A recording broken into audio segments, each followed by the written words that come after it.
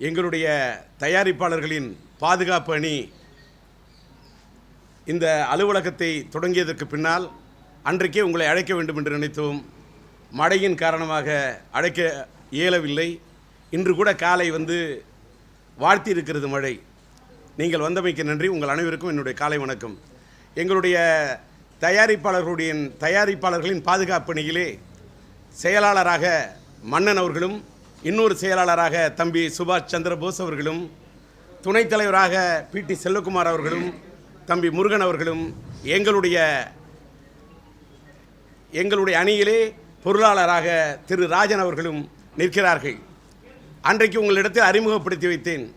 அதைப்போல எங்களுடைய செயற்குழு உறுப்பினர்களாக ஏஎம் ரத்தனம், அன்பாலயா பிரபாகரன், அசோக் சாம்ராஜ், மனோஜ்குமார், மனோபாலா, சக்தி சிதம்பரம், அதைப்போல பருத்தி வீரன் சரவணன், டிடி ராஜா, ஃபரோஷ் அகமது என்ற ரிஷிராஜ், சோனி ஸ்ரீதர், திருமலை, செந்தில்குமார் மற்றும் John Max, Babu Ganesh, KG Pandi, V Raja என்ற இசக்கி ராஜா, மதுரை செல்வம், ராஜா என்ற ஃபக்ருதீன் அலி அகமது மற்றும் பிரபாதி சாம்ஸ், திருக்கடல் உதயம், சிகரம் சந்திரசேகர், இந்த 21 செயற்குழு உறுப்பினர்கள்.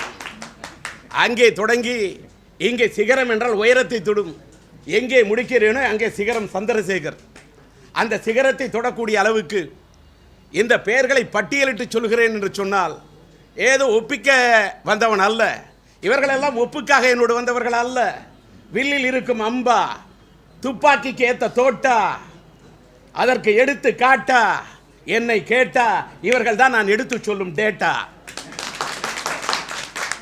இந்த செயற்குழு உறுப்பினர்களோடு நாங்கள் இந்த தேர்தல் களத்திலே போட்டியிடுகின்றோம். எங்களிடத்தில் சிலர் கேள்வி கேட்டார்கள். என்னுடைய நண்பர் ஜபக்சனை போல பல பேர், எப்படி தேர்தல் பணி ஆற்றுகிறீர்கள் நண்பா? அன்றைக்கு கேட்டது அன்பா, அவர் கேட்கவில்லை வம்பா. ஏன்னா அவர் கேட்டார். அப்போ நான் சொன்னேன், நான் எல்லாரையும் தொலைபேசியில் தான் பேசுகிறேன். அன்னைக்கே நான் தேர்தல் நிற்கும் போதே சொல்லிட்டேன். என்ன சொன்னேன்? நான் ஓட்டு கேட்கறதுக்கு இந்த கொரோனா காலகட்டம் மாறிவிட்டது. இது ஒரு ஓடிடி காலம், இது ஒரு கொரோனா காலம். காலத்துக்கு ஏற்ப மனிதன் மாற வேண்டும். அந்த காலத்துக்கு ஏற்ப தனித்திரு விழித்திரு என்று எங்கே பார்த்தாலும் முழக்கம், மக்களுக்கு ஒருவர் சந்திப்பதற்கு புழுக்கம். இதில் போய் நான் ஏன் மக்களை சந்தித்து கொடுக்க வேண்டும் வருத்தம் என்பதற்காக செய்தேன் ஒரு திருத்தம். நான் ஓட்டு கேட்க நேரா போல. ஓட்டு கேட்கும் விதம் முக்கியம் அல்ல, அவர்கள் உயிர் முக்கியம் என்றேன். வாக்கு கேட்கும் விதம் முக்கியம் அல்ல, அவர்களுடைய வாழ்க்கை முக்கியம் என்றேன். நான் பார்த்து கேட்பது முக்கியம் அல்ல, அவர்களுக்கு பாதுகாப்பு முக்கியம் என்றேன். நான் நேரில் ஓட்டு கேட்பது முக்கியம் அல்ல, நான் நேர்மையானவனாக இருக்கிறேனா என்பதை பாருங்கள். நான் உங்கள் வீதிக்கு ஓட்டு கேட்கிறேனா என்று பார்க்காதீர்கள், உங்களுடைய வேதனையை தீர்க்கின்றவனாக இருக்கின்றேனா என்று பாருங்கள். நான் உங்கள் வீட்டு கதவுகளை தட்டுகின்றவனா என்று பார்க்காதீர்கள், என் கருத்துகள் உங்கள் காதுகளை தட்டுகிறதா, உங்களுடைய ஹார்ட்டை தட்டுகிறதா என்று பாருங்கள். இதுதான் என்னுடைய நோக்கம்.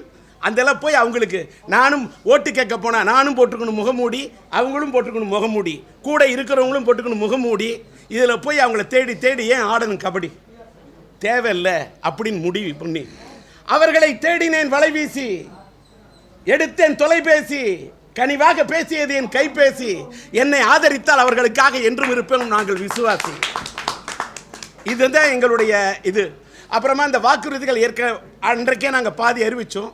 ஆனாலும் இன்றைக்கு வாக்குறுதிகளை அந்த அறிக்கையை உங்களிடத்தில் கொடுத்து வருகிறேன். ஆனால் அதுக்கு உங்களுக்கு கண்டென்ட் ஏதாவது புதுசாக இருக்கணுங்கிறதுக்கு ஒரு சில கருத்து மட்டும் அதை சொல்லிட்டு வேறு விஷயத்துக்கு வரேன். இன்னைக்கு இருக்கக்கூடிய திரையரங்கள் திறப்பை பற்றி சொல்லக்குள்ள அதை பற்றி தான் பேச போகிறேன்.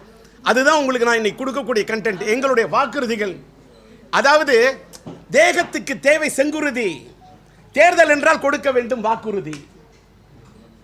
தேகத்துக்கு தேவை செங்குருதி, தேர்தல் என்றால் கொடுக்க வேண்டும் வாக்குறுதி. என்ன உறுதி? நம்பர் 1, தாமரையை தாங்குவதற்கு தேவை தண்டு, தயாரிப்பாளர் சங்கத்துக்கு தேவை ஃபண்டு, நிதி நெருக்கடி, அந்த நிதியை உருவாக்குவோம்.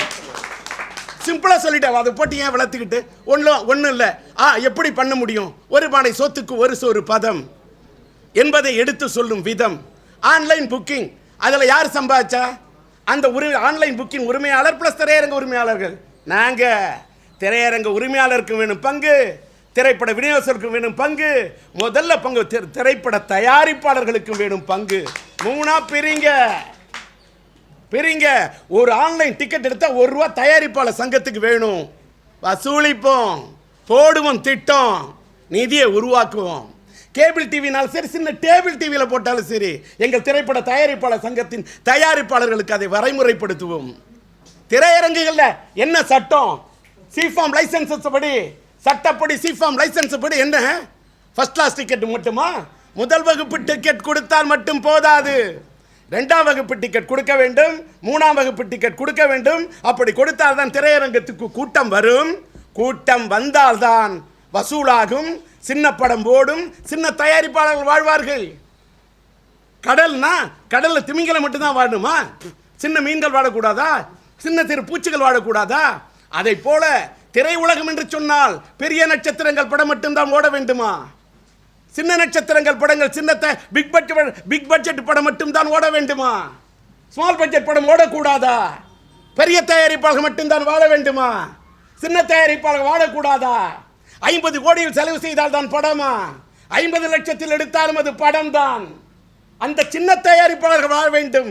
ஒரு காலத்தில் சின்ன தயாரிப்பாளராக, சின்ன இயக்குனராக என்னுடைய மயிலாடுதுறை என்ற ஊரிலிருந்து புறப்பட்டு வந்து போராடி, நட்சத்திர கலமே இல்லாமல், பின்பலமே இல்லாமல், தயாரிப்பு பலமே இல்லாமல் போராடி வந்த நான் சின்ன தயாரிப்பாளர்கள் போராடுவேன். தீராஜ் என்று சொல்ல மாட்டேன், ஒண்ணுமில்லை.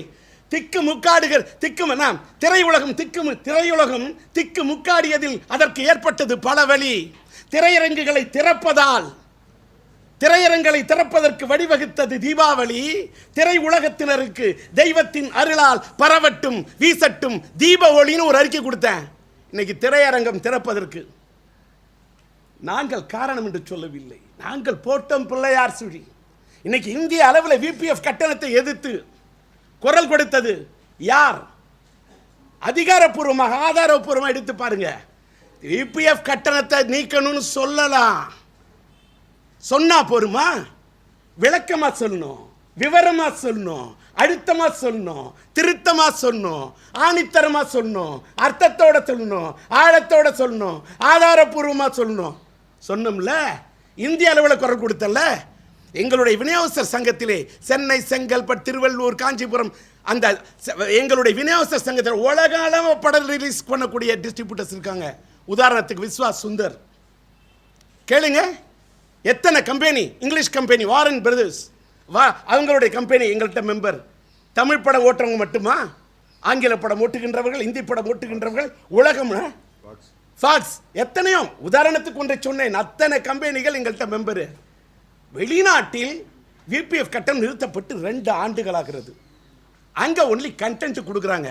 நியர்லி $10, ஒரு $10 $750 கண்டென்ட் கொடுத்தா படம் போடுறீங்கல்ல. ஏன் இங்கே போடலை? இந்தியா மட்டும் என்ன ஏமாளியா? இந்திய நாட்டு எங்களுடைய தயாரிப்பாளர்கள் நாங்கள் என்ன ஏமாளியா? கேட்டேன் கேள்வி. இந்தியா லெவலில் ரைஸ் பண்ண விபிஎஃப் கட்டணம் வெளிநாட்டில் எப்படி கண்டென்ட் கொடுக்குறாங்களோ அதே மாதிரி கண்டென்ட்டை தான் கொடுப்போம். We will give the content, but you should take care about the projector component. That is your duty. திரையரங்கம்னு சொல்ல உள்ள நீங்க ப்ரொஜெக்டர் வச்சுக்கணும். ப்ரொஜெக்டர் சட்டைனா அதில் பொத்தா இருக்கணும், பேண்டினா அதில் ஜிப்பு இருக்கணும், தியேட்டர்னா அங்கே ப்ரொஜெக்டர் இருக்கணும். உங்க ப்ரொஜெக்டருக்கு நாங்கள் என்ன பண்ண முடியும் கேட்டேன்.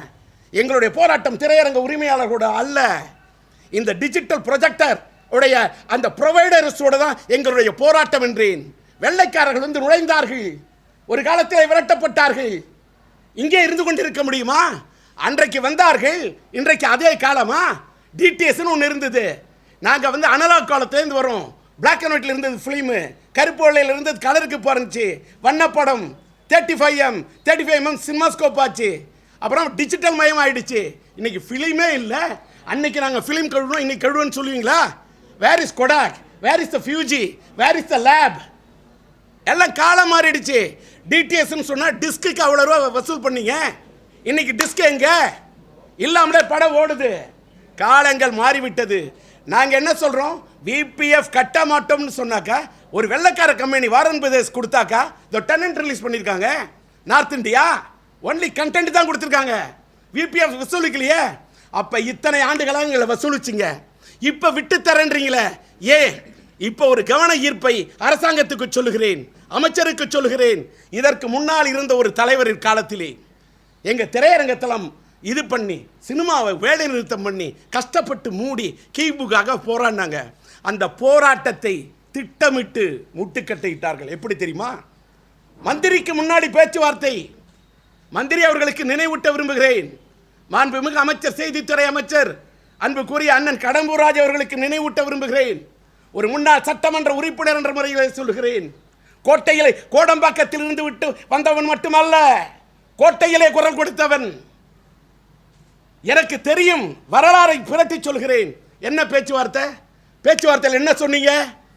6 மாசத்து இப்ப பாதியா குறைக்கிறோம், 6 மாசம் கழிச்சு நீக்கிறோம் என்று சொன்னீங்களே, என்ன ஆச்சு? என்னடி மீனாட்சி சொன்னது என்னாச்சு என்று பாடியதை போல சொன்னது என்னாச்சு? காத்தோடு போச்சு, கடலோடு போச்சு, என்னாச்சு?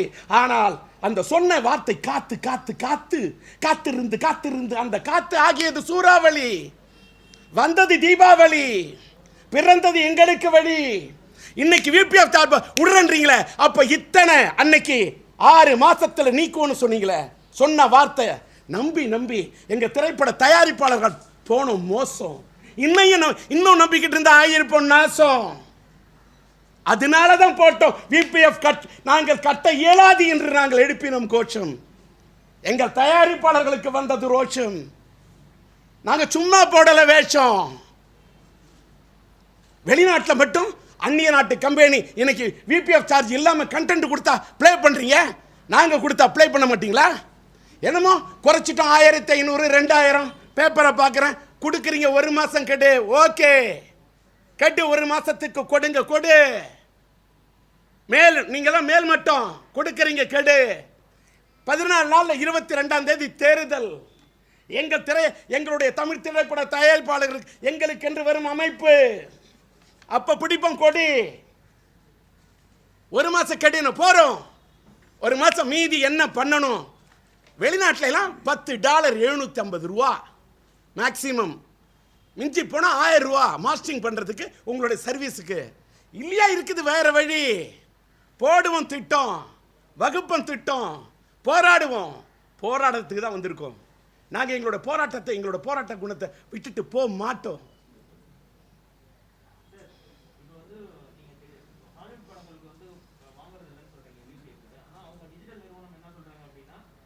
இன்னொன்று சார், நீங்கள் தப்பாக இல்லை ட்ரை டு அண்டர்ஸ்டாண்ட்.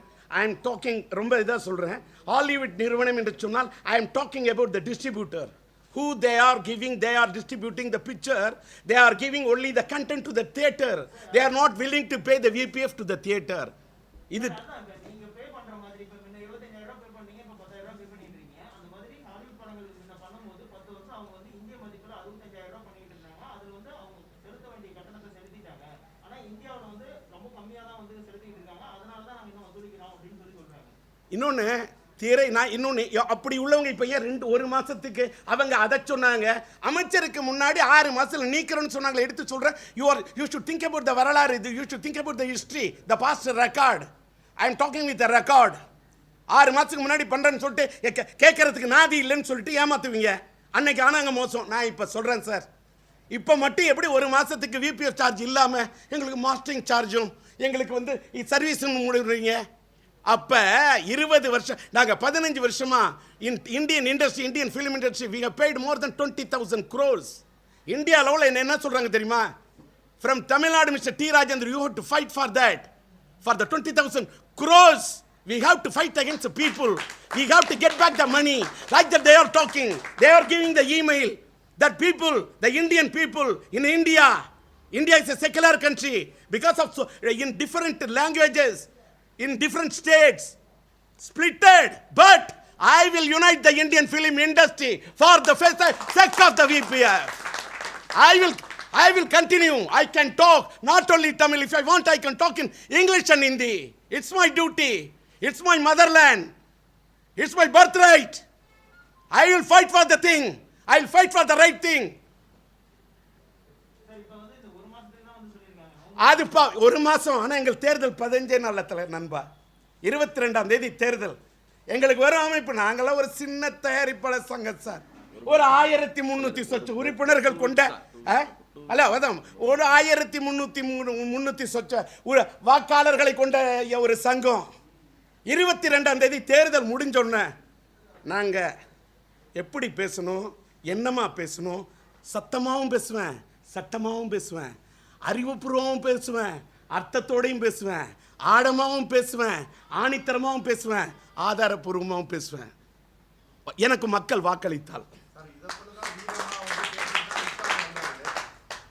இல்லை ஒரே ஒரு நிமிஷம் மன்னிக்கணும் ஜபக்சன். Unparliamentary. You should not compare myself with one star. I am not the star. I am the star maker. I am a movie maker. I am also the king maker. That is my past record. I don't want to give any example for the politics as the king maker. I am the movie maker. I have created so many records as a movie maker, as a film maker. So that I am the star maker. I created so many stars. இன்னொன்னு sir, சவால் sir, என்னுடைய செயற்குழு உறுப்பினரோட பக்கத்தை பேரை எடுக்காம ஒரு hints கூட இல்லாம தலைகீழ சொல்றேன். இது ராஜேந்தர். சட்டத்தை கேளுங்க, என்ன சட்டம் வேணும்? If I want to talk about the constitution, I will talk about the constitution. If I want to compare the Indian constitution with the British constitution, I will compare it. If you want to compare my Indian constitution with the American constitution, I will compare. Sir, I am an orator. I am a narrator. With my oration, with my narration, with my presentation, I can shine forever. You should not compare myself with. இன்னொன்று sir, நடிகர்கள் யார் sir? தயாரிப்பாளர்கள் சங்கரம் கொடுத்தா வாங்கி நடிக்கக்கூடிய எங்கள் நண்பர்கள். ஆனால் நாங்கள் தயாரிப்பாளர். நாங்கள் தான் படம் எடுக்கிற அன்னைக்கு வாங்கணும் வட்டி, படம் எடுக்கிற அன்னைக்கு வாங்குறான் வட்டி, படம் ரிலீஸ் பண்ற அன்னைக்கு. அதனால போட முடியலையா, சோத்துக்கு ரொட்டி அப்படி கஷ்டப்படுறான். சோத்துக்கு இல்லை ரொட்டி. எல்லா கஷ்டத்தையும் தாங்கிறவன் தயாரிப்பாளர், அவனுக்கு கை கொடுக்கிறவர் விநியோகஸ்தர். இன்னைக்கு இந்த தயாரிப்பாளர் சங்கத்தில் நான் உட்காந்து பேசுறேன்னா, இத்தனை 8% நீக்குங்க, 12% குறைங்க, அப்படி எல்லாத்துக்கும் போராடுறேன்னா, என்னுடைய திரைப்பட விநியோக சங்கத்தில் அவங்க போட்ட ஓட்டு, அவங்களோட ஆதரவு, அந்த பேனரை வச்சு, அந்த லெட்டர்கேடை வச்சு இவ்வளவுதான் என்னால் போராட முடிஞ்சது. ஆனால் தயாரிப்பாளர் சங்கமும் இருந்தா ஒரு ரெட்டை மாட்டு வண்டி மாதிரி இதை அப்படியே இழுத்து பிடிச்சி ஓட்ட முடியும் தான் இங்கே வந்தேன். பதவிக்காக வரல. ஒரு ஈழத்தமிழ், ஒரு மாநில சிறுசேமிப்பு துணைத் தலைவர் என்ற பதவியை ஈழத்தமிழர்களுடைய பிரச்சனைக்காக ராஜினாமா செய்த ராஜேந்தர். அதனால பதவி எனக்கு முக்கியம் இல்லை. என்னோட ஒரே இவ்வளவுலாம் பேசுறீங்களா சார், ரொம்ப மனசு வருத்தப்பட்டு சொல்கிறேன் சார். இன்றைக்கி நான் ஒரு ரெக்கார்ட் பண்ணுறேன். தியேட்டர் திறக்கிறாங்கன்றாங்க. நாங்கள் எவ்வளோ நாளாக சொல்கிறோம், 8% வரியை குறைச்சிருங்க. உள்ளாட்சித்துறை வரி எதுக்கு? சென்ட்ரல் கவர்மெண்ட் போட்டாங்க 12% ஜிஎஸ்டி. அப்புறமா தமிழ்நாட்டில் மட்டும் எதுக்கு 8% எல்பிடி உள்ளாட்சித்துறை வரி? எதுக்கு ரெட்டை வரி கேட்குறோம்? குறைங்க குறைங்க குறைங்க. தியேட்டரை திறக்க சொல்கிறீங்க, ஓகே அரசு நன்றி. தியேட்டரில் 50% தான் உள்ளே விடணுங்கிறீங்க மக்கள், ஓகே. கையில் மருந்து அடிக்கணுன்றீங்க, கழிவறையில் மருந்து அடிக்கணுன்றீங்க, ஏன்னா மக்களுக்கு பாதுகாப்பு, ஓகே. அவங்களுக்கு தரீங்கள பாதுகாப்பு, எங்கள் திரை உலகத்துக்கு ஏன் தர மாட்டேங்கிறீங்க பாதுகாப்பு? 8% கேளிக்கை வரியை நீக்க மாட்டேங்கிறீங்க. மற்ற துறையிலெல்லாம் தொழிலாளர்களுக்கெல்லாம் கிடைக்குது போனஸ். எங்களுடைய கலைத்துறை என்றால் ஆங்கிலத்தில் வீனஸ். எங்களுக்கு 8% நீக்கி தாங்களும் போனஸ். உங்களுடைய ஆட்சி ஆகுமே ஃபேமஸ். ஏன் பண்ண மாட்டேங்கிறீங்க? அதே மாதிரி திரையரங்கத்தில் 50% உள்ள விடுறீங்க. அங்கே மருந்து அடிக்கணும், இந்த மருந்து. நான் என் தேட்டரை திறக்கல சார், வேணாம். ஏன்னு கேட்டால் 7 மாதமாக பூட்ட சொன்னீங்க, பூட்டியாச்சு. திரும்ப திறக்கிறோம்ல, சிஃபார்மை ரினியூ பண்ணி கொடுங்க, ஃப்ரீயாக பண்ணி கொடுங்க. ஏன் பண்ண மாட்டேங்கிறீங்க? கூட்டம் மட்டும் 50% கொடுக்கணும், உள்ளே கூட்டணும், மருந்து அடிக்கணும், மக்களுக்கு கொடுக்குறீங்க பாதுகாப்பு. எங்கள் திரையுலகனுக்கு ஏன் தர மறுக்கிறீர்கள் பாதுகாப்பு? அங்கே போய் அந்த சிஃபார்மை ரினியூ பண்ண ஒவ்வொரு அதிகாரி வீட்டு வாசல்லையும் நொந்து நூலாகணும், வெந்து வேப்பங்காய் ஆகணும். இவ்வளவு இருக்குது கஷ்டம் சினிமாவில். எல்லாத்தையும் மீறி இன்னொன்று 8% நீக்கிறதுக்கு போராடு. 8% இங்கே நீக்கணும், 12% நீக்கிறதுக்கு பிரைம் மினிஸ்டர் வரைக்கும் குரல் கொடுப்பேன். நிச்சயமாக என்னுடைய நண்பர், நிச்சயமாக இந்தியா அளவில் இந்தியாவை ஆளக்கூடிய மாண்புமிகு பிரதமர் நரேந்திர மோடிஜி ஐயா அவர்களை போய் பார்ப்பேன். அவர் காரு போற வழியில நின்னாது கொடுத்து 12% குறைச்சிருங்க தலைவான்னு சொல்லுவேன். என்னுடைய தமிழ் என் தமிழ் சினிமாவுக்காக, என்னுடைய தமிழ் சினிமாவுக்காக இல்ல, இந்திய சினிமாவுக்காக. ஆசிய இந்தியன் நான் சினிமாவுக்கு not only as a representative of the Tamil film industry but also as the representative of the South Indian film industry, I will talk for the sake of the Indian film industry. இது என்னோட உணர்வு. இந்த 8% ஏன் இன்னும் சொல்றேன்னு சொல்லுவீங்க. வேதம் சொல்லுகிறது, தட்டுங்கள் திறக்கப்படும், கேளுங்கள் கொடுக்கப்படும் என்று. நான் தட்டிக்கொண்டே இருப்பேன், உரிமைக்காக தட்டிக் கொண்டிருப்பேன், கையில் ஜாதரா வைத்துக் கொண்டு தட்டிக் கொண்டிருக்க மாட்டேன். தமிழக அரசுக்கு நம்ம கோரிக்கை வச்சோம், உள்ளாட்சி வரியை 8% குறைக்கணும்னு சொல்லிட்டு. இதுக்கு முன்னாடி இந்த நிர்வாகி சொன்னாங்க. தமிழக அரசுக்கு குறைக்கிறதுக்கான காரணம் என்ன சார்? என்ன தடை? இன்னொன்னுங்க, இந்த கேள்வி இங்க இருந்து டி ராஜேந்திரோட அலுவலகத்தில் கேட்கக்கூடிய நீங்க மாண்புமிகு மந்திரி கிட்ட போய் கேட்டீங்க நல்லா இருக்கும் நண்பா. உங்களுக்கு என்ன ரிப்ளை பண்றாங்க தெரியல சார். அப்ளை ஆல்ரெடி நாங்கள் அப்ளை பண்ணுறதுக்கு தான் நாங்கள், ரிப்ளை பண்ணுறதுக்கு அவங்க. அப்ளை பண்ணுறதுக்கு நான் சட்ட ரீதியாக எங்களுடைய திரைப்பட விநியோகஸ்தர்கள் சங்கத்தின் சார்பா, திரைப்பட விநியோக சங்கத்தின் கூட்டமைப்பு சார்பா already we have written the letter வாங்கிக்கிட்டாங்க. அன்னைக்கு முதல்வர் சந்திச்சப்ப நேராக 2வது நாள் போனேன். அவங்களுடைய தாயார் மறைவுக்கு பிறகு அதுக்கு அறிக்கை கொடுத்தேன், இரங்கற்பார் படித்தேன், அவர்கிட்ட இது பண்ண முதல்ல அஞ்சலி செலுத்தேன். மறுநாள் போனேன், அன்னைக்கு போய் கையில் கொடுத்து எக்ஸ்பிளைன் பண்ணிட்டேன். இதுக்கு பிறகும் அவங்க ஏன் பண்ணலைன்னு அவங்க தான் பதில் சொல்லணும். எங்களுக்கு தேர்தல் 22 தேர்தல் முடிஞ்ச உடனே யாராவது ஏதோ ஒரு அமைப்பு வந்தா எங்கள் தமிழ் திரைப்பட தயாரிப்பாளர் சங்கம் இது பண்ணும். இன்னொன்று சார், ஒரு சின்ன கோரிக்கை, என்னுடைய எல்லா ஊடகத்தையும் பார்த்து நான் சொல்கிறேன், யாரையும் நான் குறை சொல்ல. நீங்கள் அவங்க நடப்பு தயாரிப்பாளர் சங்கம்னு பேர் வச்சுருக்காங்க. எங்களோட தயாரிப்பாளர் சங்கம் அது அந்த தமிழ் திரைப்பட தயாரிப்பாளர் சங்கம். இதில் நடப்பு என்பதை போடாமல் அவர்களுக்கு நாங்கள் அவங்க பெரியவாளவங்களாக இருக்கலாம், அவங்க பல கோடியில் படம் எடுக்கிறவங்களாக இருக்கலாம், அவர்கள் படைத்தவர்களாக இருக்கலாம், அவர்கள் பெரிய மனிதர்களாக இருக்கலாம், அவர்களுக்கு செல்வாக்கு நிறைந்தவர்களாக இருக்கலாம், அவர்கள் செல்வந்தர்களாக இருக்கலாம், அவர்கள் எப்படி வேணாலும் இருக்கலாம். ஆனால் என்னுடைய சின்ன தயாரிப்பாளர்கள் ஓட்டு போடுறதுக்கு 1300 பேர் மற்றும் நாங்கள் அத்தனை ஆயிரம் உறுப்பினர்கள் கொண்ட தமிழ் திரைப்பட தயாரிப்பாளர் சங்கம். எங்கள் சங்கம் தான் தமிழ் திரைப்பட தயாரிப்பாளர் முறைப்படி. இதை மாற்றி நீங்கள் போட்டால் எங்களுடைய அமைப்பில் இருப்ப வருத்தப்படுறாங்க, சட்ட ரீதியாக நடவடிக்கை எடுக்க நேரிடும். அப்படி ஒரு நிலைமைக்கு நீங்கள் ஆளாகக்கூடாது. நான் ஊடகத்துறையும் சேர்ந்தவன், நான் உங்களில் ஒருவன். அதற்காகத்தான் இதை கூட உரிமையோடு சொல்லிவிட்டேன். ஒவ்வொரு முறையும் தேர்தல் வரும்போது மட்டும்தான் சிறிய தயாரிப்பாளர் கண்ணுக்கு தர்றாங்க. நீங்க 1300 பேர் ஒரு நிமிஷம் ஒரு நிமிஷம் இல்ல கேளுங்க சார். அதுல ஒண்ணு சொல்றேன், யாருக்கு, எனக்கா இல்ல மத்தவங்களுக்கா? அவங்கள பத்தி இருங்க. இல்ல மிஸ்டர் ஜவ கேளுங்க. பெரிய நட்சத்திரங்கள் நடிக்கக்கூடிய படங்கள்லாம் முக்கியமான 5 பண்டிகைகள் தான் வெளியிடுன்னு சொல்லி நீங்க முடிவு பண்றீங்க. மற்ற நாள்ல சிறிய படங்களுக்கு வாய்ப்பு கொடுக்கும் திரையரங்குன்னு சொல்றீங்க. ஆனா நீங்க தேர்தலுக்கு அப்புறம் வந்ததுக்கு அப்புறம் எந்த இதுமே முன்னெடுக்க மாட்டேங்கிறீங்க. இதெல்லாம் தேர்தலில் நின்னவங்களை கேட்கணும், ஜெயிச்சவங்களை கேட்கணும். ஹலோ ஒரு நிமிஷம். தமிழ் திரைப்பட தயாரிப்பாளர் சங்கத்தில் இல்லாதப்பே வெளியில டிக்கெட் ரேட்டு குறைக்கப்படும் குரல் கொடுத்தவன் யார்? 8% இன்னொன்று சார், 8% நீக்கணும்னு இன்னொன்று எங்கள் சங்கத்தின் சார்பான பேசலையே. நான் கேட்டேன், இந்தியா ஒரே நாடு இது ஒரே வரின்னு போடுறீங்க கோச்சம். மத்திய அரசு போடுது ஜிஎஸ்டி வரி, மாநில அரசு இங்கே ஏன் போடுது எல்பிடி வரி? எதுக்கு ரெட்டை வரி? தமிழ்நாடு என்ன இந்தியாவில் தனி தீவா? எங்கள் சங்கத்தில் யாரும் கேட்கல சார், இந்த சிங்கம் தான் கேட்டுது. என் கட்சி பேர் வச்சுட்டு கேட்டேன், எதுக்கு சிஃபார்ம் லைசன்ஸுக்கு வாங்கும்போது தியேட்டரில் சிஃபார்ம் லைசன்ஸ் படி first class, second class, third class கொடுக்கணும். என்ன ஒரு எங்கே உட்காந்தாலும் 150 ரூபா, எங்கே உட்காந்தாலும் 200 ரூபா. பாமரனுக்கு இல்லாத சினிமாவா? ஏன் பாமரன் சினிமா பிரிக்கப்படுகிறது? சட்டத்தை வச்சுட்டு ஏன் கேள்வி கேட்கல? 2ஆம் வகுப்பு 3ஆம் வகுப்பு டிக்கெட் கொடுக்கப்படணும். தமிழ்நாட்டில் பேசுகிற ஒரே நடிகன் டி ராஜேந்தர், ஒரே திரைப்பட கதையாசிரியர், திரைப்பட இயக்குனர், திரைப்பட தயாரிப்பாளர், திரைப்பட விநியோகஸ்தர் கட்டணத்தை குறைக்கலாம் எப்படி கேட்கலான்னு கேட்டாங்க. கேட்பேன். பாமரன் படம் பார்க்கணும், ஏழை படம் பார்க்கணும். ரயிலில் ஃபர்ஸ்ட் கிளாஸ் மட்டுமே வைப்பீங்களா? ரயிலில் கூட்டம் ஏறுமா? அங்கே ஏன் செகண்ட் கிளாஸ் வைக்கிறீங்க? ஏன் ஏசி இல்லாத நான் ஏசி வைக்கிறீங்க? திரையரங்கத்தில் சட்டப்படி அது எப்படி? ஃபர்ஸ்ட் கிளாஸ் டிக்கெட் 60% கொடுங்க, மீதி 40% பிரித்து 2ஆம் கிளாஸ் 3ஆம் கிளாஸ் கொடுத்தே தீரணும். 30 ரூபா டிக்கெட்டை கூட ஜனம் பார்க்கணும், 50 ரூபா டிக்கெட்டில் பார்க்கணும், 70 ரூபா டிக்கெட்டில் பார்க்கணும். எல்லாருமே 100 ரூபா கொடுத்து பார்க்க முடியாது சார். இன்னைக்கு சொல்கிறாங்க வெள்ளைக்காரன் படத்துக்கு இங்கிலீஷ் படத்துக்குலாம் நாங்கள் 50%. அது எப்படி? படத்துக்கு படம் தான் பர்சன்டேஜ். இப்போ என்ன பர்சன்டேஜ் பேசுறது? டைட்டானிக் படம் 50% தருவோமா? அவங்க கூட எங்கள் விநியோகஸ்தர் தான். 80. ஜேம்ஸ் பாண்ட் தருவோமா? 80. 75. படத்துக்கு தேவை தான். இன்னொன்று, வெள்ளைக்கார படத்தோட ஏன் இந்திய நாட்டு படத்தை கம்பேர் பண்ணுறீங்க?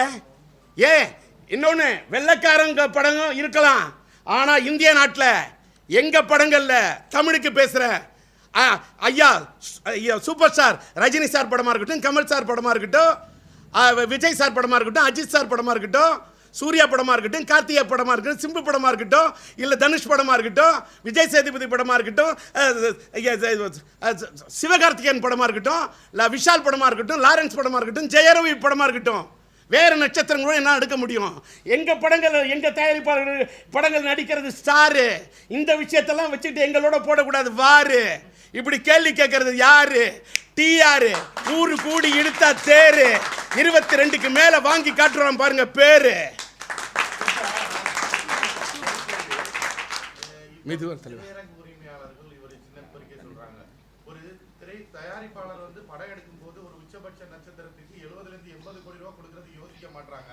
இந்த விபிஎஃப் கட்டணம்னு சொல்ற ஒரு ஏதோ குறைந்த ஒரு சின்ன ஒரு விஷயத்துக்கு வேண்டி இல்ல ஒரு நிமிஷம் சார் அனலாக்லேருந்து நானும் தேட்டர் உரிமையாளர் தான். அனலாக்லேருந்து டிஜிட்டலாக மாறுறதுக்கு உங்களுக்கு சப்போர்ட் பண்ணணும் தான் 20 வருஷமா பணம் கட்டிட்டோம். 20,000 crores கட்டிட்டோம் 15 வருஷமா. இன்னொன்று, அன்னைக்கு நீங்கள் டிடிஎஸ் படம் எடுத்தப்ப நீங்கள் வந்து இப்போ ஒரு அழகாக சொன்னோம், டிஸ்க் வாங்கினீங்களே, இன்னைக்கு ஏன் டிஸ்க் வாங்கல? அன்னைக்கு எடுத்தோம் ரிஸ்க்கு, இன்னைக்கு எடுக்க மாட்டோம் ரிஸ்க்கு. நேற்றுக்கு சாப்பிடுவோம் ரஸ்க்கு, நாளைக்கு படம் சாப்பிட மாட்டோம் ரஸ்க்கு. அது எங்கள் இஷ்டம். இல்ல சார், இப்ப டிஜிட்டல் நிறுவனம் இந்த 2 வாரத்துக்கு கட்டணம் வசூலிக்கல, அதுக்கப்புறம் 50% கட்டணம் வசூலிக்கணும் அறிவிக்கிறீங்களா? நீங்க என்ன சொல்றீங்க? அதான் 23ஆம் தேதிக்கு பிறகு பதில் பேசுறேன்னு சொல்றேன். வைட் அண்ட் சீன் சொல்றேன். அதுக்கு 1000 அர்த்தம் இருக்குல்ல. எங்கள் தேர்தல் என்ன? எங்களுக்கு தேர்தல் சார், முடியட்டும் தேர்தல். அதுக்கப்புறம் நாங்கள் அடைஞ்சிருவோம் தேர்தல். அதுக்கப்புறம் நாங்கள் அடைஞ்சிருவோம் தேர்ச்சி. உதாரணத்துக்கு நவம்பர் 15 குரு பெயர்ச்சி. 23க்கு பிறகு நாங்கள் பெறலாம் தேர்ச்சி. எங்களுக்கு வரலாம் எழுச்சி, எங்களுக்கு வரலாம் மலர்ச்சி, எங்கள் திரைப்பட உலகத்துக்கு வரலாம் வளர்ச்சி. இந்த விபிஎஃப் கட்டணம் சொல்லக்கூடிய அந்த அவர்களுக்கு வரலாம் தளர்ச்சி. With God's grace. இப்போ உங்க அணி இந்த தேர்தலை ஜெயிச்சா தமிழ்நாடு மட்டும் இல்ல இந்தியாவிலே விபிஎஃப் கட்டணத்தை ஒழிக்கிறது தான் சார். இன்னைய வரைக்கும் அதே ஃபைட் தான் சார் பண்ணிக்கிட்டு இருக்கேன். நான் வந்து அன்னைக்கு கூட அன்னைக்கு திரையரங்க உரிமையாளர்கள் சார்பாக கூட்டத்தில் அன்னைக்கு நீங்களும் வந்துருந்தீங்க. அன்னைக்கு யார் பேசுனா? மைக்கு பிடிச்சி நான் தானே பேசுனேன். நான் தானே விபிஎஃப் கட்டணத்தை பற்றி எக்ஸ்பிளைன் பண்ணேன். நான் தானே வாரன் பிரதர்ஸ் பற்றி பேசினேன். அந்நிய நாட்டு கம்பெனிக்கு ஒரு சட்டம், இந்திய நாட்டு கம்பெனிக்கு ஒரு சட்டமானு கேட்டேன். இன்னைக்கு இந்தியா லெவலில் எனக்கு ஒரு சப்போர்ட் வந்திருக்கு. நான் அதை வச்சுட்டு பெருசாக நான் ஒரு சினிமாக்காரன் சார். ஒன்று சொல்கிறேன் சார், கடைசியாக இது மட்டும் போடு. எனக்கு என்னுடைய சொந்தக்காரன்னா, எனக்கு சினிமாக்காரன்னா சொந்தக்காரன். என்னோட சொந்தக்காரன் சினிமாக்காரன். ஒன்று என்னுடைய சின்ன பட தயாரிப்பாளரை பற்றி நான் ரொம்ப ஃபீல் பண்ணி ஒன்று சொல்கிறேன். ஒரு தயாரிப்பாளர் ஒரு படம் எடுக்கிறான்னா அந்த சின்ன தயாரிப்பாளர் சுற்றி 50 பேரை அல்லது 100 பேரை வாடகை வைக்கிறான் சார் ஒரு தயாரிப்பாளர். அவன் கம்பெனியில் 50 பேரோ 100 பேரோ, சில பேர் 500 பேரை 1000 பேரை, விரலுக்கு ஏற்ற வீக்கம். ஒரு சின்ன படம் எடுத்தாலாவது தன்னை சுற்றி இருக்கக்கூடிய 50 தொழிலாளர் வாழ வைக்கக்கூடிய என்னுடைய சின்ன பட தயாரிப்பாளர்கள் வாழணும். அதுதான் தர்மம், அதுதான் சத்தியம். அதுக்காக தான் எங்கள் அணிக்கு தர்மத்தை காப்போம், தயாரிப்பாளர்கள் மீட்போன்னு நான் பேர் வச்சிருக்கேன். உங்களுடைய ஆதரவு எனக்கு இருந்தால் நான் நேராக போக முடியாட்டாலும், இன்றைக்கி எந்த மெய்க்கும் இல்லை சார், உங்களோட அத்தனை மெய்க்கும் எடுக்கணும்னு என் தொண்டை தண்ணி வத்துறதுக்கு பேசியிருக்கேன். என்ன காரணம்னா, இவர் மெதுவாக பேசிட்டா அங்கே கேட்கலையேன்னு அங்கே அந்த மீடியாவில் எடுத்து கொடுத்துருக்க என்னுடைய ஊடகத்துறையை சேர்ந்த நண்பர்களுக்கு அவங்க ஆஃபீஸில் போய் எங்கள் டிரான்ஸ்ஃபர்க்குள்ளே வாய்ஸ் ஸ்லோவாக இருக்குன்னு அவரை திட்டக்கூடாது, என்னோட அந்த டெக்னீஷியனை திட்டக்கூடாது, அந்த ஒளிப்பதிவாளர்களை திட்டக்கூடாது. என் உள்ளப்பதிவை பண்ணக்கூடிய என்னுடைய ஊடகத்துறை நண்பர்களுக்காக தான் இப்படி பேசினேன். நான் உறக்க பேசினது காரணம் அதுதான். ஏன்னு கேட்டால், உறக்க பேசினா உண்மையை தான் பேசுவேன், சத்தமாக பேசினாலும் சட்டத்தை தான் பேசுவேன். வேற ஏதாவது கேட்கணும் கேளுங்க ஜெபஸ். இன்னொன்றுங்க, இப்போ எனக்கு இந்த அபசகுணமாக பேச தெரியாது சார். எப்படின்னா, திருவிழாவில் கூட தேர் திசை மாதிரி ஓடுனா போட வேண்டியிருக்கு முட்டுக்கட்டை. அதே மாதிரி எங்களுடைய திரை உலகம் கூட திக்கு முக்காடி திசை தப்பினால் மட்டும்தான் நான் போடுவேன் முட்டுக்கட்டை. என்னுடைய ஸ்ட்ராட்டஜி என்னன்னு புரிஞ்சுக்கங்க. இன்னைக்கு திரையரங்க திறக்கும் போது நான் அபசகுணமாக சொல்லுவேன், நாங்கள் அப்படி பண்ண மாட்டோம் இப்படி பண்ண மாட்டோம் சொல்லுவேன். நான் சொல்லலை, என்னுடைய ஸ்ட்ராட்டஜி வேறு, என் கால்குலேஷனே வேறு. நான் அபசகுணமாக பேச மாட்டேன். நான் கொஞ்சம் பாசிட்டிவாக வாழணும்னு முடிவு பண்ணிட்டேன். நாம் ஒரு வேற அப்படி வேகமாக இருந்த ராஜேந்தர் வேற, இன்னைக்கு விவேகத்தோடு வாழணுன்ற ராஜேந்திரா. நான் சொல்லப்போனால் ஒரு ஆன்மீகவாதியாக மாறிட்டேன். டோட்டலாக ஒரு டிரான்ஸ்ஃபார்மேஷன் ஆயிடுச்சு. இல்லை இல்லை நண்பா, இல்லை இல்லை இல்லை இல்லை, இவர் ஆன்மீக அரசியலுக்கு நான் தயாராகணும் இல்லையோ, இவர் அரசியல் பாயிண்ட்டுக்கு தயாராகிட்டார் ஜபர்சன். ஜபஸ்டின் ஒரு வார்த்தை கேட்டீங்க இல்லையா, சின்ன பேமெண்ட் இதுக்கு ஏன் விபிஎஃப்க்கு வந்து இவ்வளோ போராடுறீங்கன்னு. ஒரு படத்துக்கு 1 கோடி ரூபா ஆகும் சார், பெரிய படத்துக்கு. அது வந்து இப்போ ஒரு படம் போனால் டிஜிட்டலோ 1 கோடி ரூபா எக்ஸ்பென்ஸ் ஆகும். ஒரே சின்ன படம்னா 30-40 லட்ச ரூபா ஆகும். பெரிய பேமெண்ட் தான், சின்ன பேமெண்ட் இல்லை. ஒரு படத்துக்கு 1 கோடி ரூபா மினிமம். சரி, இல்லை இல்லை, அவர் சொல்கிறாரு, அவங்க சொல்கிறாங்களே, அப்போ மந்திரிக்கு முன்னாடி பேச்சுவார்த்தை நடத்திட்டு 6 மாதத்தில் இதை நாங்கள் எடுத்துடுறோம் நீக்கிறோம்னு சொன்னீங்களே, ஏன் சொல்லி ஏமாத்துனீங்க? அப்போ கேட்குறதுக்கு கேள்வி இல்லைன்னா நீங்கள் என்ன வேணாலும் புரியுவீங்க. கேட்ப இப்ப நடந்த பேச்சுவார்த்தையில கூட அவங்க பெருசா வந்து கலந்துக்கிட்ட மாதிரி தெரியல. கியூப்ல இருந்து வரமாட்டோம் டைரக்டா அவங்க அன்னைக்கு வரலன்னு சொல்லிட்டு போனவங்க. நான் இந்தியா லெவலில் முடிக்கிட்டேன். நான் இங்கே இது இங்கே வந்து எங்களை அக்செப்ட் பண்ண மாட்டாங்க சார். நாங்கள் சின்ன தயாரிப்பாளர் சார். நாங்கள் வந்து நாங்கள் ஒரு சின்ன படங்கள் எடுக்கக்கூடிய சாதாரண ஆட்கள். ஆனால் ஒன்று, எங்கள்கிட்டையும் பெரிய படம் எடுக்கக்கூடிய அளவுக்கு என்னன்னா, அதாவது எங்களுடைய அணியை தாங்கும் தூணு அதை போல் இருக்கிறார் என் அன்பு நண்பர், என் அன்புக்குரிய அண்ணன் தானு. ஆனால் அவரும் பெரிய படம் எடுக்கிறவர் தான். இன்னொன்று பாருங்க, உண்மையா பையா இருங்க, பையா எடுத்தவங்களும் நாங்கள் தான். பையா எடுத்தது நாங்கள் தான். பெரிய படங்கள் எடுத்திருக்கோம், கோலி சோடாவும் எடுத்திருக்கோம், கும்கியும் எடுத்திருக்கோம். ஒரு சின்ன படம் கும்கி விட்டு ஆட்டம். ஏன்னா நீங்கள் காதலை போடலாம் ஜிமிக்கி, நாங்கள் எடுத்து விடுவோம் ஒரே ஒரு குமிக்கி. விட்டோம்னா ஓடும். அதான் போஸு. எங்களால் படம் எடுக்க முடியாதா? புலி எடுத்த புலி தான் இங்கே உட்காந்துருக்கு. பிடி செல்லகுமார் எடுப்போம் நாங்களும் படம். முருகன் படம் எடுப்பார். மன்னா நீ படம் எடுனா எடுப்பார். சக்தி சிதம்பரம் எடுக்க மாட்டாரா? இங்கிலீஷ்காரர் எடுக்கலையா? எத்தனை படம் டைரக்ட் பண்ண எடுக்க வைக்கிறேன். மனோஜ்குமார் படம் ஆரம்பிக்க வைக்கிறேன். என் நண்பர்கள் ரிஷிராஜ் படம் ஆரம்பிக்க வைக்கிறேன். யாரை வைக்கணும்? கேஜி பாண்டி படம் ஆரம்பிக்க வைக்கிறேன். ராஜா படம் எடுனா எடுக்க வைக்கிறேன். சாம்ஸ் படம் எடுனா எடுக்க வைக்கிறேன். திருமலை எடியா படம் எடுக்க வைப்பேன். டிஆர் 7 பேர் சேர்ந்தாவே ஒரு சங்கம் ஆரம்பிக்கலாம் பிரதர். இது பெரிய சங்கம் பிரதர். இது வந்து தாய் சங்கம், பாரம்பரியம் மிக்க சங்கம். அது அப்படி சொல்றேன் பிரதர். இல்ல உங்க இல்ல சொல்றேன். இல்ல சுகோ வரல பிரதர். இல்ல சின்ன சங்கம்னு சொல்லல, தாய் சங்கம். ஆனா சில பேர், நான் பேர் சொல்ல விரும்பல, அங்கெல்லாம் அவங்கெல்லாம் படம் எடுக்காத தாய் சங்கம்ல வெறும் டாய் சங்கம்னு சொல்லிட்டு இருக்காங்க. ஐயோ ஐயோ நீ ஐயோ ஐயோ, என் அப்பன் முருகனை பத்தி கேள்வி கேளுங்க, பதில் சொல்றேன். இன்னொன்று சார், எனக்கு பல திரையரங்க உரிமையாளர்கள் நண்பர்கள் இருக்காங்க. எத்தனையோ பேருக்கு இந்த ப்ரொஜெக்ட் எல்லாம் உரிமை ஆயிடுச்சு. அவங்கெல்லாம் இந்த விபிஎஃப் பற்றியே பேசல. இந்த நிறுவனங்களுக்காக, இந்த கம்பெனிக்கு அது பேசுனா அந்த கம்பெனிக்கு லாபம், அவங்களோடு கை கோக்கக்கூடிய சிலருக்கு லாபம். அதற்காக சிலர் போடுகிறார்கள் தூபம். இதுக்கு மேல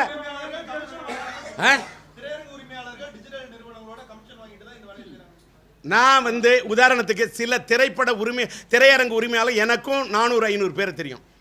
அவர்கள்லாம் இன்னைக்கு மட்டும் ஏன் வந்து நான் சொல்கிறேன் திரையரங்கு நீங்கள் சொல்லக்கூடிய அந்த விபிஎஃப் வேண்டாம் அப்படின்னு இன்னைக்கு ஏன் சொல்கிறாங்க? அப்போ 2 மாதத்துக்கு 1 மாதத்துக்கு விட்டு கொடுக்க முடியும்னா ஏன் டோட்டல் விட முடியாது? அப்போ நிறுவனங்களுக்கெல்லாம் எல்லாம் தேட்டரில் பல திரையரங்கில் ப்ராஜெக்ட்லாம் உரிமை ஆயிடுச்சு. அந்த திரையரங்கு உரிமையாளரின் நலனுக்காக சிலர் பேசவில்லை. நான் யாருன்னு சொல்ல மாட்டேன். நான் why I have to tell their name. It's not. Sir அப்படி அந்த அளவுக்கு நம்ம போக வேண்டாம். நீங்க ஒரு திரையரங்கு உரிமையாளர், உங்களுக்கே தெரியும். கியூப் இல்ல டிஜிட்டல் படம் போடுற அந்த நிறுவனங்கள் ஒரு தயாரிப்பாளர்கிட்ட பணத்தை வாங்கிட்டு உங்களுக்கு தராங்களா இல்லையா? இல்ல, எங்களுக்கெல்லாம் தரல. தயாரிப்பாளர் இல்ல, திரையரங்கு உரிமையாளர் சொல்றேன். இல்ல அது பாருங்க, இதை பாருங்க, அந்த விபிஎஃப் கட்டணத்தின் பங்கு சில திரையரங்கின் உரிமையாளர்களுக்கு மட்டுமே கொடுக்கப்படுகிறது, சில திரையரங்கு உரிமையாளர்களுக்கு மறுக்கப்படுகிறது. இன்னொன்று, சில திரையரங்கு உரிமையாளர்களுக்கு வாய் திறந்து பேச தெரியவில்லை. இதை நான் பேசக்கூடாது, ஆனால் பேசுகிறேன். இன்னைக்கு ஏன்னு கேட்டாக்கா, இன்னைக்கு சிஃபார்ம் லைசன்ஸை கவர்மெண்ட்டு ஃப்ரீயாக ரினியூ பண்ணி தரணும். பண்ணல முன்னே நான் திரையரங்கமே திறக்கல சார், வேணாம், நான் ஓப்பன் பண்ணவே இல்லை. Not necessary. நான் போராளி, நான் லட்சியவாதி, போடுவேன். 7 மாதத்துக்கு மூடி வைப்பீங்க, திறக்கிறீங்க, லைசன்ஸை புதுப்பிச்சு கொடுங்க, கேள்வி கேட்பேன் சார். இன்னொன்று சார், சினிமா திரையரங்கத்தை பெரிய திரையரங்க சின்ன திரையரங்க மாற்றணும்னா லைசன்ஸை சிம்பிளிஃபை பண்ணா என்ன? பண்ண மாட்டேங்கிறாங்க. அத்தனை சட்டம் திட்டம், எப்படி சார் திரையரங்கத்தை நடத்த முடியும்? எனக்கு தெரியும் சார் திரையரங்கு உரிமையாளர் சில வருத்தம் கஷ்டம் நஷ்டம் எனக்கு தெரியும். இவ்வளவுலாம் பேசுறீங்களே, நாங்கள் தான் சார் திரையரங்கு உரிமையாளர்களுக்காக எங்களுடைய சங்கத்தில் நிற்கக்கூடிய இத்தனை செயற்குழு உறுப்பினர்களும் நாங்கள் தாங்க சொன்னோம். அன்றைக்கி மீட்டிங்கில் ராஜன் இருந்தார், பிடி செல்வகுமார் இருந்தார், மன்னன் இருந்தார், முருகன் இருந்தார், போஸ் இருந்தார். என்ன சொன்னோம்? நாங்கள் விபிஎஃப் சார்ஜை மட்டும் திரையரங்கு உரிமையாளர் கட்ட சொல்லலை. அந்த நிறுவனங்கள் ஒன்லி ஒரு சர்வீஸ் சார்ஜை வாங்கிட்டு எங்களை விட்டுருங்க. திரையரங்கு உரிமையாளருக்கு கூட அது கேட்காதீங்க. எவ்வளவு விளம்பரம் போடுறாங்க. நான் சொன்னேன் விளம்பரத்தை கூட நீங்கள் எடுத்துங்கன்ட்டேன். கேன்டீன் பணத்தை கூட எங்களுடைய நண்பர்களோட உரிமையோட எங்களோட உள்ள நட்புல சொல்லிட்டேன். கேன்டீன் பணத்தை எடுத்துங்கன்ட்டேன், விளம்பர பணத்தை எடுத்துங்கன்ட்டேன். அது மட்டும் சைக்கிள் ஸ்டாண்டு காசை எடுத்துங்கன்ட்டேன், பாப்கார்ன் வித்தீங்களா நீங்களே எடுத்துங்கன்ட்டேன். எல்லாம் எடுங்க. எங்கள் தயாரிப்பாளர் ஒரு படம் ரிலீஸ் பண்ணா, ஒரு 100 பிரிண்ட் ரிலீஸ் பண்ணா 10,000 ரூபா வச்சா அவன் என்ன சார் அவன் சின்ன தயாரிப்பாளர்? 10,000 ரூபாய் இல்லை சார், ஒரு தேட்டருக்கு 45,000 ரூபா. அது இல்லை, அது வேற சார். அதுக்கு பேர் உங்களுக்கு தெரியும். அதெல்லாம் விளக்கம் உங்களுக்கு முடியாது. இ சினிமான்னு ஒன்று இருக்குது, 2K இருக்குது, 4K இருக்குது. I am not talking about the 2K, I am not talking about the 4K. ஏன்னா ஏன்லாம் சின்ன தயாரிப்பாளர்லாம் பாவம் 2K தட்டி பார்க்க முடியாத ஏடை சின்ன தயாரிப்பாளர். அவர்களுக்கு இவ்வளவுலாம் பட்ஜெட் இன்னும் சார். இப்போ இன்னும் விளம்பரம் கூட என்னோட சின்ன தயாரிப்பாளர் தாங்க முடியல. நான் ஒரு வேளை இறைவனால் வெற்றி பெற்றேன். நான் எல்லா டிவி ஓனர்ஸ்ட்டையும் போய் டிவி ஓனர்ஸ் இங்கே வான்னு இல்லை, அவங்கள தேடி போவேன், எல்லாரையும் பார்த்து பேசுவேன். ஐயா எங்களுக்கு சினிமாவுக்கு தெலுங்கு இண்டஸ்ட்ரியில் இப்படிலாம் பண்ணுறாங்க, எங்களோட சினிமா பப்ளிசிட்டி பண்ணுறதுக்கு என்னோட சின்ன தயாரிப்பாளர் வாழ வைக்க நீங்கள் சில ஸ்லாட்டை கொடுத்து எங்களுக்கு ஆடு போட்டு எங்கள் சினிமாவை வாழ வைக்கணும்னு நான் கேட்கக்கூடிய அன்புல என்னோட பண்புல. அதுக்காக தான் இந்த மேட்ரு சொல்லாமல் சொல்கிறது. பேப்பருக்கு ஆடுக்கு விளம்பரத்தை கூட்டினா அதை எப்படி சமாளிக்கணுங்கிறது இந்த டைலாக். 22க்கு மேலே எல்லாமே தெரியும். எங்களால் முடியும், பொழுது விடியும். இன்னும் ஏதாவது கேட்கணுமா? இல்லை ரொம்ப வேர்க்குது நண்பா. இல்லை அவங்களுக்கு பாவம். இந்த கொரோனா காலத்துல ஓடிடியோட வளர்ச்சி இந்த அணி எப்படி பாக்குது? ஒன்று சொல்லட்டுமா? விஞ்ஞானத்தின் வளர்ச்சியை யாராலையுமே தடுக்க முடியாது. ஓடிடியில் அதில் ஒரே ஒரு கேள்வி, ஓடிடி பற்றி நான் உங்களுக்கு தனியாக ஒரு இன்டர்வியூ தரப்போகிறேன். அதை பற்றி நான் வந்து ஒரு ஸ்ட்ராட்டஜி பண்ணி அதை பற்றி பல இதுங்கள் கலெக்ட் பண்ணி நான் ஒரு முடிவு ஆல்ரெடி எடுத்துட்டேன், இன்றைக்கே சொல்கிறேன். என்ன அதனால் வந்து ஓடிடி மேட்ரு நாங்கள் எப்படி டீல் பண்ணணுன்னு எங்களுடைய நாங்கள் ஜெயித்த பிறகு சின்ன தயாரிப்பாளர்கள் வாழ வைக்க எப்படி பண்ணணுன்னு நாங்கள் பண்ணோம்.